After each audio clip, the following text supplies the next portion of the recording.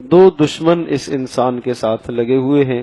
ایک شیطان ہے اور ایک آدمی کا اپنا نفس ہے۔ شیطان کے متعلق ارشاد فرمایا ان الشیطان لکم عدو مبین فاتخذوہ عدوا، شیطان تمہارا صریح اور واضح دشمن ہے اور اس کی دشمنی کو تم سمجھو اور تم جانو کہ وہ تمہارا دشمن ہے، وہ تمہیں گناہوں کا حکم دے گا۔ انما یأمرکم بالسوء والفحشاء، وہ تمہیں بے حیائیوں کی طرف لے کے جائے گا، وہ تمہیں گناہوں کی طرف لے کے جائے گا۔ وَأَن تَقُولُوا عَلَى اللَّهِ مَا لَا تَعْلَمُونَ،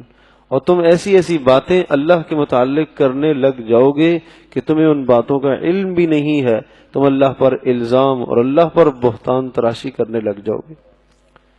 یہ تمہیں شیطان اس طرح سے گمراہ کرے گا۔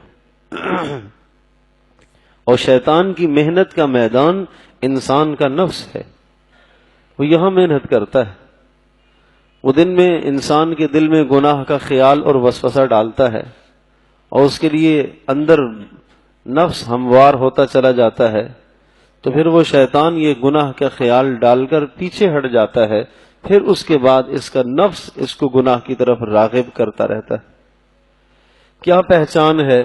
کہ یہ نفس کی طرف سے شرارت ہوئی یا شیطان کی طرف سے؟ حضرت مولانا اشرف علی تھانوی رحمۃ اللہ علیہ نے ارشاد فرمایا کہ اگر گناہ کا خیال آئے اور پھر چھٹ گیا گناہ کا خیال، اور پھر 4-6 گھنٹے کے بعد آیا، پھر اگلے دن آیا، تو یہ شیطان کی طرف سے خیال ہے، یہ شیطان کی محنت ہے۔ اور اگر مسلسل گناہ کے وسوسے آ رہے ہیں اور مسلسل اگر گناہ کی طرف رغبت بڑھ رہی ہے، ایک لمحے کے لیے گناہ سے خلاصی نہیں مل پا رہی، تو یہ نفس کی شرارت ہے۔ اس نفس کی پھر اصلاح کرو۔ اگر نفس کی اصلاح ہو گئی ہے، نفس صاف ستھرا ہو گیا، تو اب شیطان اس پر محنت نہیں کر سکتا۔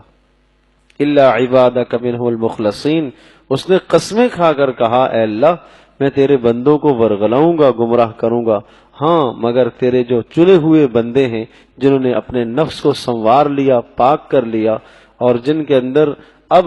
گناہ کرنے کی صلاحیتیں کمزور پڑ گئیں، نیکیوں کی صلاحیتیں غالب آ گئیں، شیطان کہتا ہے میرا زور ان پر نہیں چل سکتا،